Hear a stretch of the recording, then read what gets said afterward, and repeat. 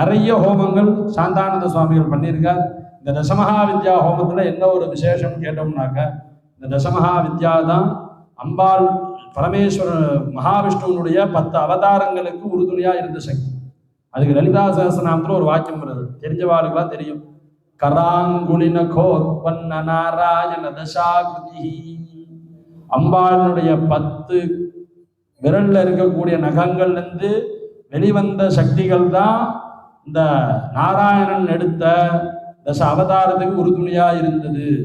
கராங்குலி நகோத்பன்ன நாராயண தசாகிருதி. இந்த 10 வித்தியை தான் அங்க வந்து உறுதுணையா இருந்து பண்ணதுங்கிறதுனாலதான் சாந்தானந்த சுவாமிகள் நிறைய தசமகா வித்யா ஹோமங்கள்லாம் பண்ண.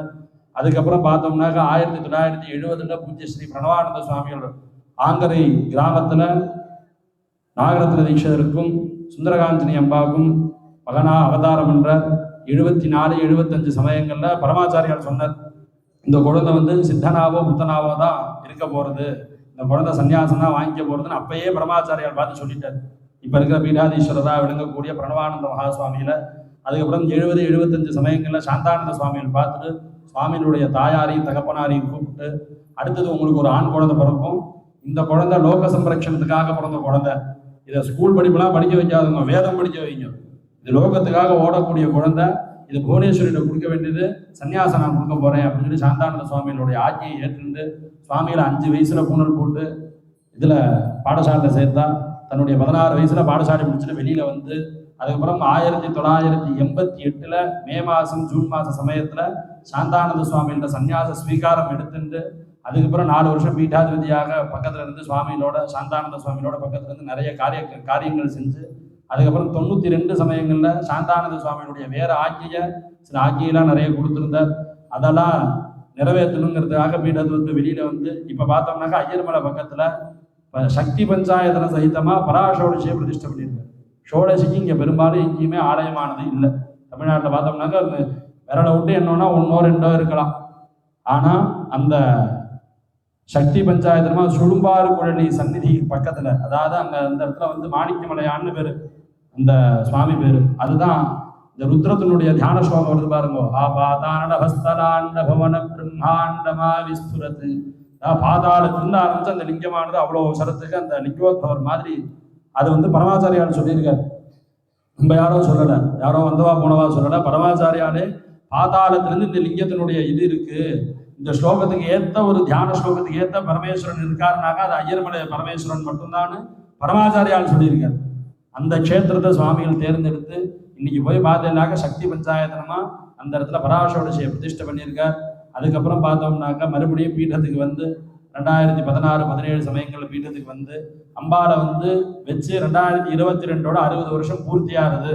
இதை கல்ஹாரமா திருப்பணி பண்ணணும்னு பூஜ்ய ஸ்ரீ ஓங்காரானந்த மகாசுவாமிகளும் பூஜ்ய ஸ்ரீ பிரணவானந்த மகாசுவாமிகளும் சேர்ந்து முடிவெடுத்து, அதுக்கப்புறம் அம்பாவை வந்து புவனேஸ்வரினா சும்மாவா, இந்த புவனத்துக்கே அவதான ஈஸ்வரி, அவதான எல்லாம் அப்படிங்கும்போது அவளை கொண்டு போய் ஒரு அத்திப்பலைகளையோ கண்ணாடியிலையோ பாராயணம் பண்ணி வைக்கலாமா அப்படின்னு சொல்லி முடிவு பண்ணி, பக்கத்துல இன்னொரு இடத்துல 4 கோடி ரூபாய்க்கு ஒரு இதை ரெடி பண்ணி, ஒரு பெரிய மண்டபம் மாதிரி ரெடி பண்ணி, அதை ஒரு கோவில் மாதிரி ரெடி பண்ணி ஓங்காரானந்த சுவாமியும் பிரணவானந்த சுவாமியும் அந்த இடத்துல பாராலயம் பண்ணி வச்சு, அதுக்கப்புறம் பல சிரமங்களுக்கு அப்புறம் நடுவில் கொரோனா, விலைவாசி உயர்வு, ஓங்காரானந்த சுவாமிகளுடைய சித்தி, இதெல்லாம் தாண்டி பூஜ்ய ஸ்ரீ பிரணவானந்த மகாசுவாமிகளுடைய திருக்கரங்கள்னால போன வருஷம் ஜூன் மாதம் 5ஆம் தேதி அன்னைக்கு புவனேஸ்வரியை கல்ஹாரமா பண்ணிட்டார் பிரணவானந்த சுவாமி.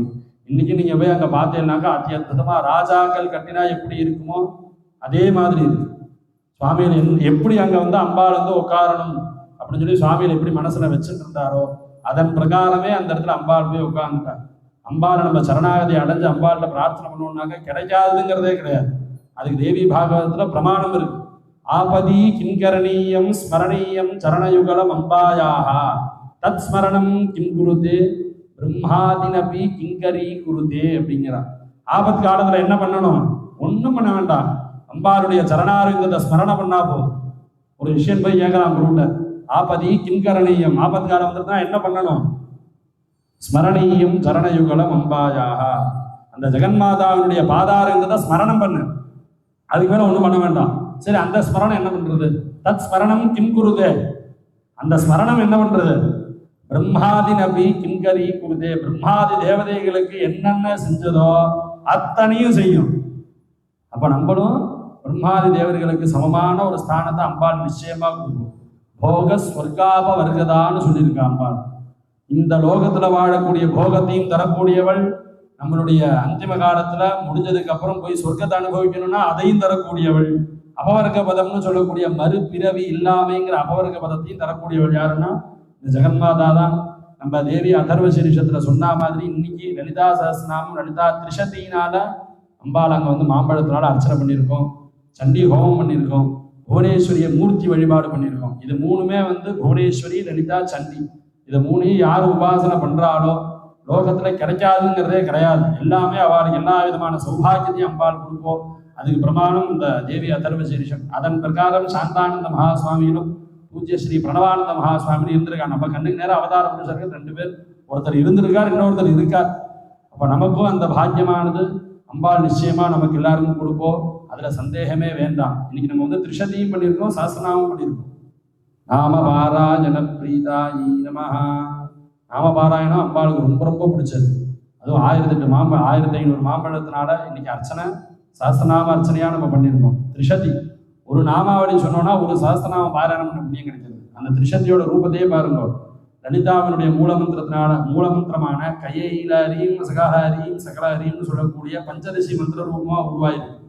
ஒவ்வொரு நாமாவளி 20 நாமாவளியா பிரியும். கால 20 நாமாவளி வரும் ஃபர்ஸ்ட், அடுத்தது ஏல நாமாவளி 20 நாமாவளி வரும். க ஏ இ ல, அடுத்த லகாரத்துல ரீம்ல, இந்த மாதிரி அந்த ஒவ்வொரு அக்ஷரத்தையும் 20 நாமாவளியா பிரிச்சு 15 அக்ஷரத்தை 300 நாமாவளியா கொடுத்துருக்கா. இன்னைக்கு நம்ம வந்து அந்த பஞ்சதசி பாருங்க, இந்த இடத்துல திரிஷதி அர்ச்சனை நித்தியபடி நடக்கிறது. திரிஷதிங்கிறத வந்து யாரோ ரிஷிகளோ சித்த புருஷர்களோ சொன்னது கிடையாது. அம்பாளும் பரமேஸ்வரனும் தன்னை ஒருத்தரை பத்தி ஒருத்தர் சம்பாதம் பண்ணிக்கும் போது வெளிவந்ததுதான் திரிஷதி. இந்த திரிஷதி அர்ச்சனை ரொம்ப ரொம்ப விசேஷம். ஒரு வாட்டி திரிஷதி அர்ச்சனை பண்ணோம்னாக்க ஒரு நாமாவளிக்கு ஒரு சஹஸ்ரநாமம் பண்ண புண்ணியம். அப்ப 300 நாமாவளி 300 வாட்டி சஹஸ்ரநாமம் பண்ண புண்ணியமானது கிடைக்கிறது. இங்க நிச்சயப்படி அம்பாளுக்கு அர்ச்சனை ஆகுது. அதை முடிஞ்சவா எடுத்து நடத்தலாம்னு நினைக்கிறவா எடுத்து தாராளமா நடத்தலாம். அது மட்டும் இல்லாம இந்த இடத்துல புவனேஸ்வரியும் ரேணுகா பரமேஸ்வரியும் வந்திருக்கா.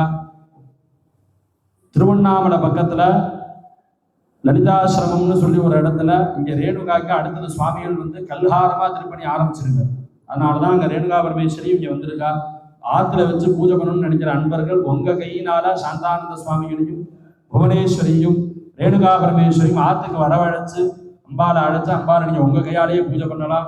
அதோட டீட்டெயில் என்னங்கிறத கீதா மாமியிட்ட கேட்டு கான்ட்ரிபியூட் பண்ணணும்னு நினைக்கிறவா பண்ணிக்கலாம். இப்போ வந்து நம்ம வந்து பூர்ணாகுதி துவங்குவோமாக. தட்சிணாமூர்த்தி இருக்கார். 26 குரு பயிற்சி. கார்த்தால 8:30 மணிக்கு ஓமம் ஆரம்பம். கலந்த குரு பார்த்தால் கோடி நன்மை. எல்லாத்துக்குமே குருவுடைய கடாட்சம் வேணும்.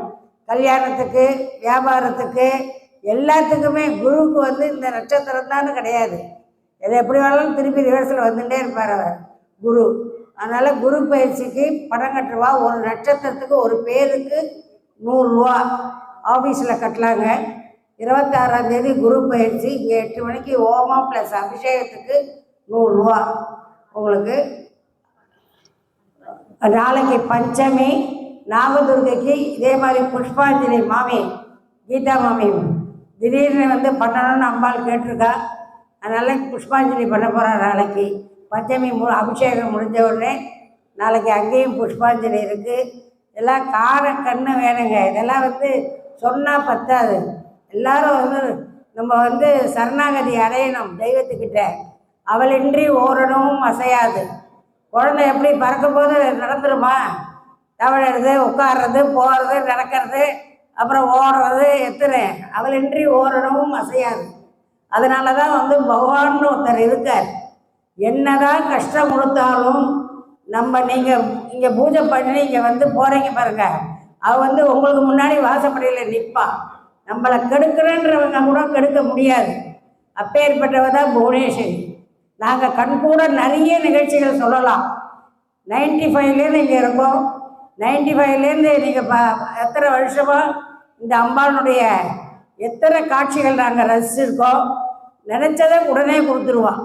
அப்பேற்பட்ட தெய்வங்கள் இங்கே இருக்கிற புவனேஸ்வரி நம்மளை பாதுகாக்கக்கூடியவள் அவ்வளோதான். அதுவும் இந்த ஏரியாவில் வந்து நமக்கு அழகாக வந்து அம்பாள் புவனேஸ்வரி உட்காந்துருக்கான்னது, அதுவும் சிங்கேரி பெரியவா வந்து கோவில்லாம் கிடையாது, அப்போ காடு மாதிரி மாட்டு வண்டியில் அப்படி போகும் உங்களுக்கு. அப்போவே சிங்கேரி பெரியவா ஒரு வீட்டில் வந்து மலையை சார்ந்த இடத்துல இந்த இடத்துல வந்து புவனேஸ்வரி கோவில் வரும்னு அவர் ஞானதிஷ்டியில் சொன்னார். அதே மாதிரி இங்கே புவனேஸ்வரி அமைஞ்சிருக்கா பாருங்க.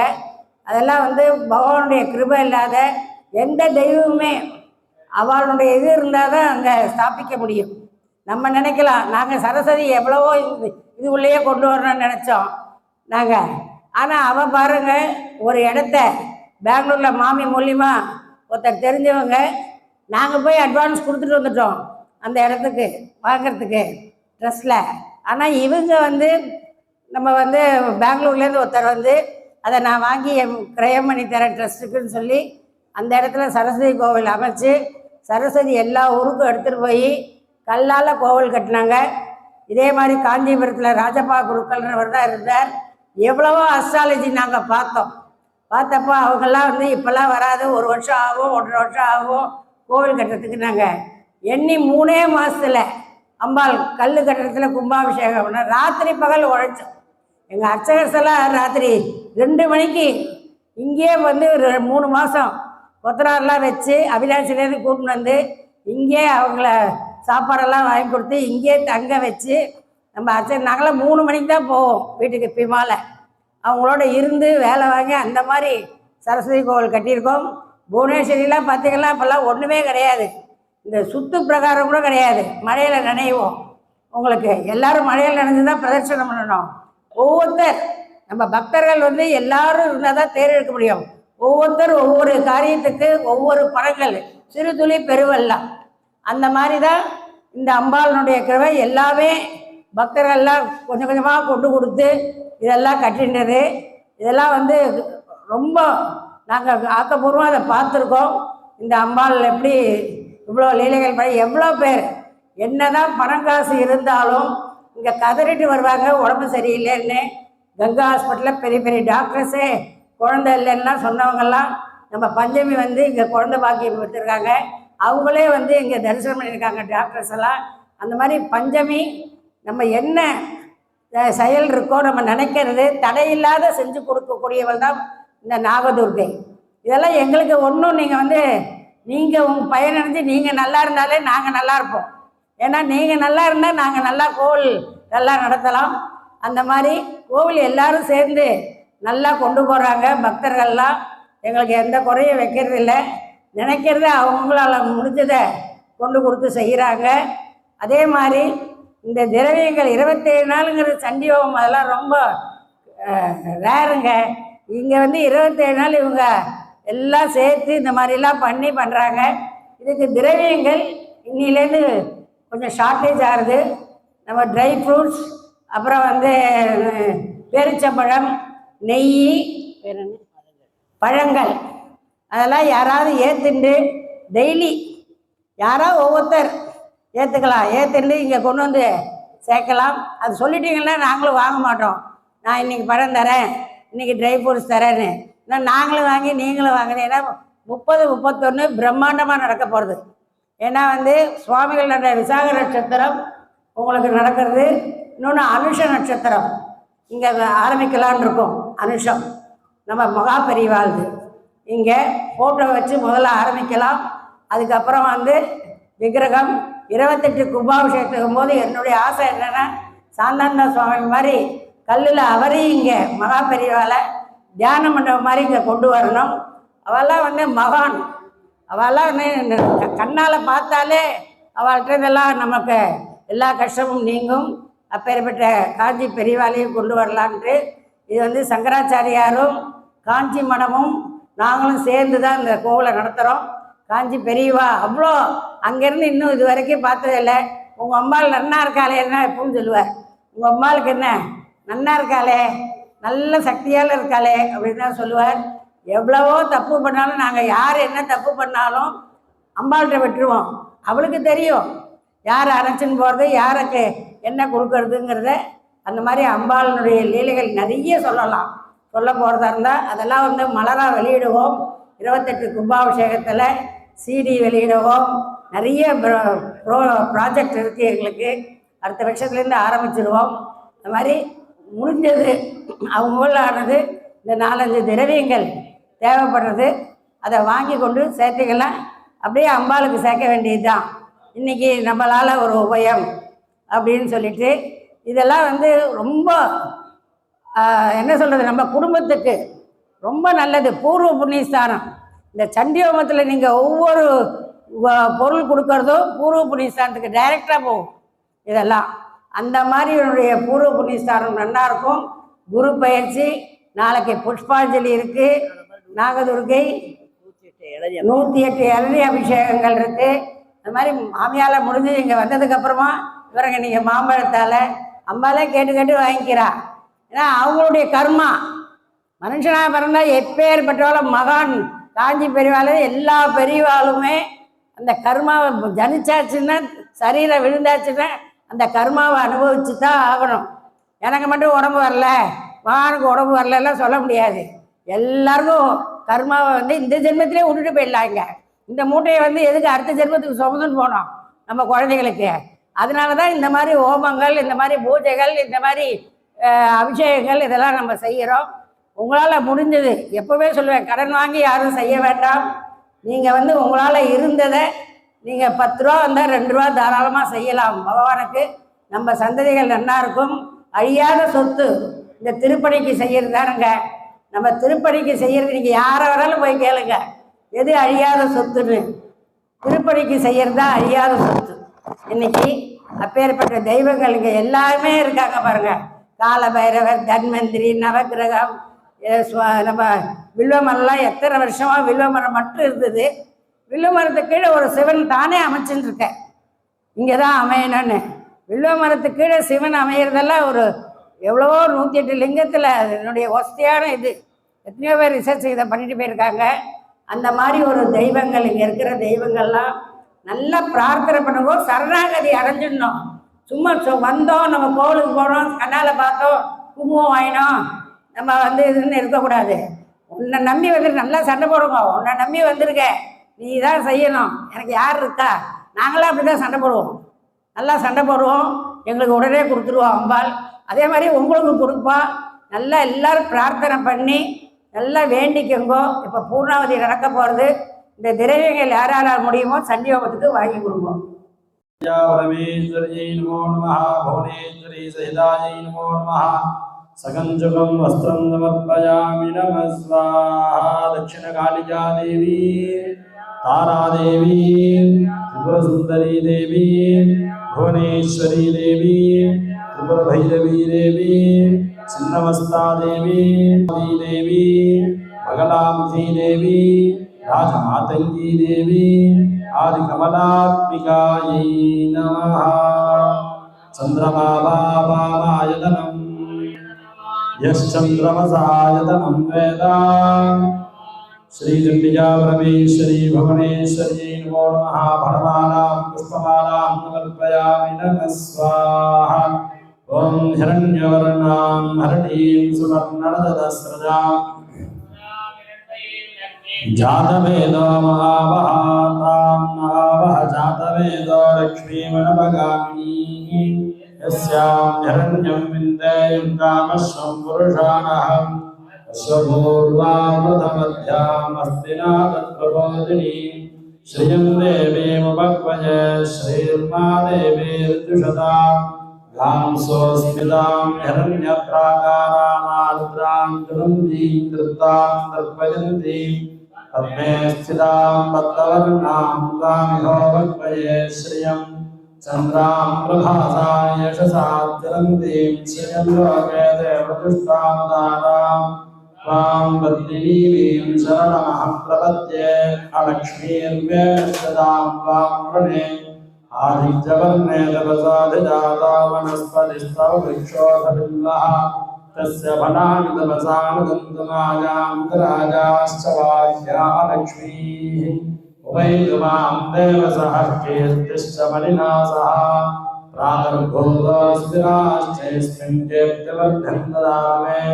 क्षुद्यवासामलां ज्येष्ठां लक्ष्मीर्नाशयाम्यहम् अभोजमसमर्थिन्दर्वान् निर्नतमेघात् द्वारान्दुरादृशां नित्यपुष्टाङ्गरीषिणीः ईश्वरीं सर्वभूतानां त्वामिहोमद्वये श्रियम् मनसः काममाकूतिं वाचः सत्यमसीमहि रसोनां लोकमन्नस्य महि श्रेयस्यदायशः कर्तमेन प्रजा भूता मयि सम्भवकर्तना श्रियं वासि मे कुले मातरं वर्धमानिनीम् आपस्थितं तस्मिन्धामि कीटवसमे गृहे च देवीं मातरं श्रियं वासि मे कुले आर्द्रां पुष्करणीं पुष्टिं सुवर्णां हेममालिनीं सूर्यां धर्मजीं लक्ष्मीं जातवेदो महावः आर्द्रां यश्चरणीं यष्टिं विकलां पद्ममालिनीं चन्द्रां हिरण्मयीं लक्ष्मीं जातवेदो महावः तां महावः जातवेदो लक्ष्मीं वरवनामिनीं यस्यां हिरण्यं प्रबोधं गावोदास्योश्वादे विद्येयं पुरुषाणः महादेवी च विद्महे विष्णुपत्नी च धीमहि ॐ पूर्णाहुतिमुत्तमाञ्जुहोति सर्वं वै पूर्णाहुतिः सर्वमेवाप्नोति अथायं वै पूर्णाहुतिः अस्यामेव प्रतिष्ठति ॐ साङ्गायै सायुधायै समाहनायै सशक्तिसपरिवारायै सर्वालङ्कारभूषितायै सर्वमन्त्रात्मिजायै सर्वयन्त्रात्मिजायै सर्वतन्त्रात्मिजायै परिपूर्णानुग्रहक्षिप्रप्रसादिन्यै दिव्यमङ्गलविग्रहायै नवसारपुरी निवासिनी शीघ्रफलदायिनी गुरुमण्डलरूपिणी श्री श्रीललिता महात्रिपुरसुन्दर्याः अभिन्नदेवतायाः भुवनेश्वरी सहितायाः नन्दिकापरमेश्वरी नमो नमः गन्धपुष्पाक्षरकुङ्कुमफलदाम्बोलसहितामाद्यावृत्तां महापूर्णाहुतिमर्पयामि नमः स्वाहा ॐ भूर्भुजेत पृथिव्यै च महते च स्वाहा भवो वाजवे चान्तरिक्षाय च महते च स्वाहा सुमरादित्याय तृतीये च महते च स्वाहा भूर्भुवस्सुवश्चन्द्रमसे च नक्षत्रेभ्यश्च ऋग्भ्यश्च महते च स्वाहा इतः पूर्वं प्राणमुद्दिने धर्माधिकारदाजाग्रत्सप्रतिष्ठितमस्तात् मनसा वाचाय प्रास्ताभ्यां पद्यां त्रयणजुष्टाय स्मृतं यदुक्तं यत्कृतं तत्सर्वं ब्रह्मार्पणं भवतु स्वाहा परब्रह्मण इदं न मम आज्यमात्रं तरतो निधाय प्रायश्चित्तं प्राणायामम्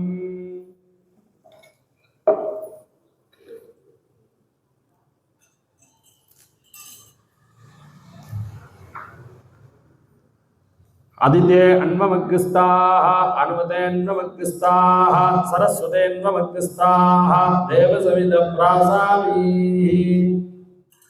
ॐ इदानीम् अग्निस्थम् आवाहितं सकलदेवता चैतन्यं कुम्भतीर्थे नियोजयामि तीर्थस्य देवतारूपे शिवेन सह सुन्दरी प्रविशन्तं महाभागैः सर्वैरावरणैः सह ॐ ऐं नमः ॐ ह्रीं नमः ॐ क्लीं नमः ॐ क्षां नमः ॐ ऐं नमः ॐ मुं नमः ॐ डां नमः ॐ ऐं नमः ॐ विं नमः ॐ चैं नमः ॐ ऐं नमः ॐ ऐं ह्रीं नमः ॐ ऐं ह्रीं क्लीं नमः ॐ ऐं ह्रीं क्लीं चामुण्डायै नमो नमः।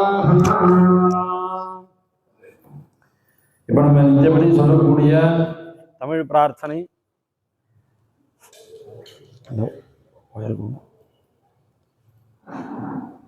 என்ன சொல்லணுமா? ஓங்காரஸ்வரூபமே உந்தனுக்கு நன்றி ஆதாரம் ஆன பூமியாய்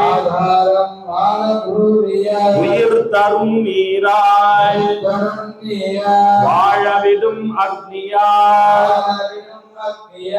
நீடிக்க வைக்கும் காற்றாய் நீக்கமர நிறைந்த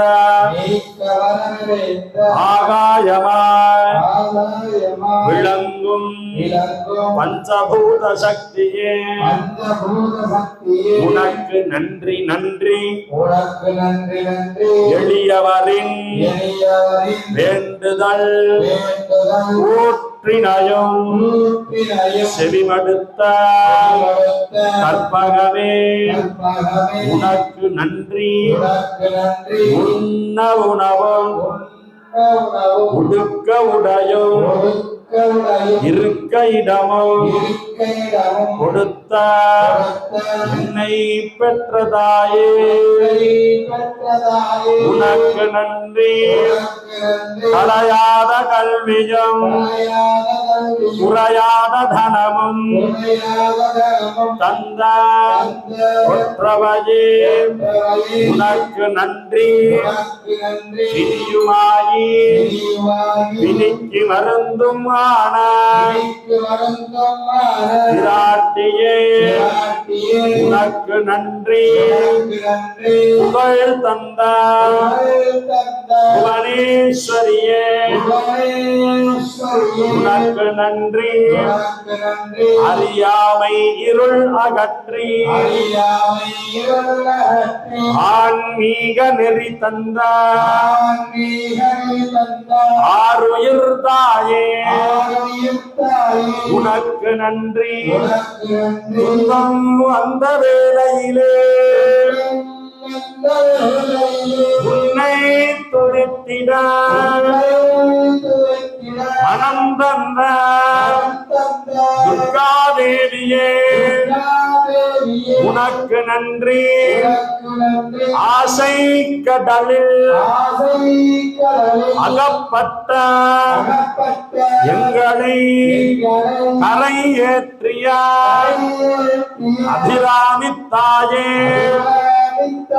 உனக்கு நன்றி தாயுமாகி தந்தையுமாகி குருவுமாகி வந்தருளிய தயாபரியே உனக்கு நன்றி மாறிவிடும் கூடையில் என்றாம் அர்த்தமில்லா மாரியன்னையே நன்றி தோல் சுருங்கி நாடி தளர்ந்து பார்வை இழந்து நடுநடுங்கி நின்ற காலத்துக்கும் நாடி வந்து நடுக்கம் பேர்க்கும் நாயகியே உனக்கு நன்றி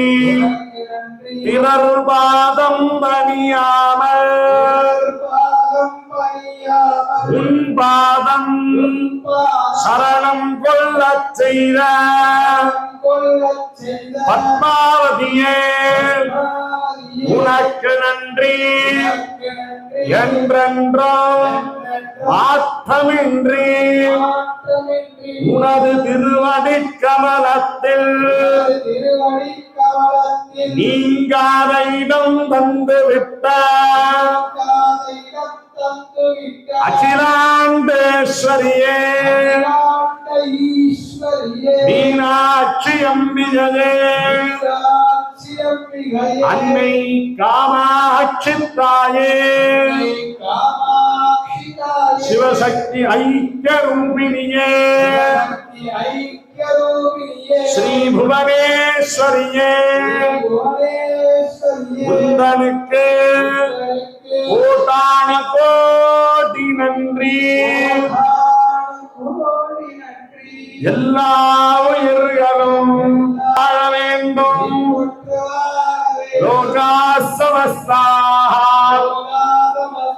சுகினோ பவந்து இன்பமே சூழ்க எல்லாரும் வாழ்க ஓம் சாந்தி சாந்தி சாந்தி ஓம் பர்யாப்தானந்தராயாய சர்வஸ்வாமோதிராத்ரவத்சவமஹர்பவதி சர்வஸ்யாஸ்தி சர்வஸ்யஜுத்தை சர்வமேவ தேனாஆப்னோதி சர்வம் ஜயதி கணேசஸ்கந்தஜனனி மாதங்கி புவனேஸ்வரி பத்ரகாளி நமஸ்துभ्यं आवाहिताभ्य सर्वाभ्यो देवताभ्यो नमः सर्वमङ्गलप्राप्त्यर्थयामि आत्मनीयं समर्पयामि रक्षां धारयामि सर्वे भवन्तु सुखिनः सर्वे सन्तु निरामयाः